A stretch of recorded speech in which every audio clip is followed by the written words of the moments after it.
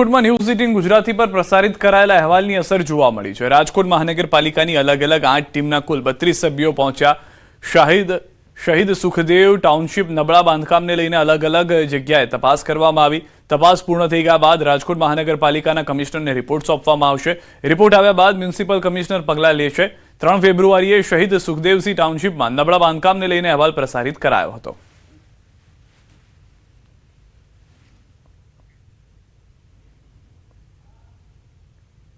અમને એવો વિશ્વાસ છે કે એનો ચોક્કસપણે સત્યને આધારે અમે એમને કીધું છે કે બધાના રિપોર્ટ કરાવો। રિપોર્ટ કરાવીને એમના જે રિપોર્ટ આવે એની એક નકલ અમને પણ આપો અને એના ઉપર તાત્કાલિક કડકમાં કડક એક્શન લેવાય અને અમને જે મળવાપાત્ર છે, જેમ કે રેરામાં મળેલું છે, કોમ્યુનિટી હોલ છે, સ્વિમિંગ પુલ છે, અમને કેમેરા નાખી દેવાના, તેની કોઈ વ્યવસ્થા નથી। ન્યૂઝ 18 ગુજરાતી દ્વારા પ્રસારિત કરાયેલા અહેવાલની અસર અત્યારે જોવા મળી રહી છે।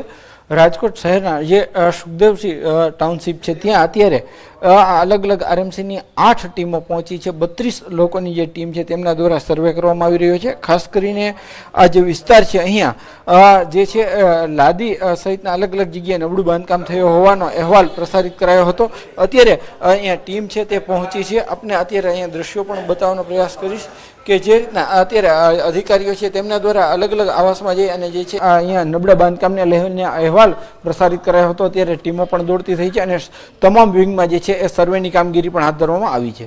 હાર્દિક જોશી, ન્યૂઝ 18 ગુજરાતી, રાજકોટ।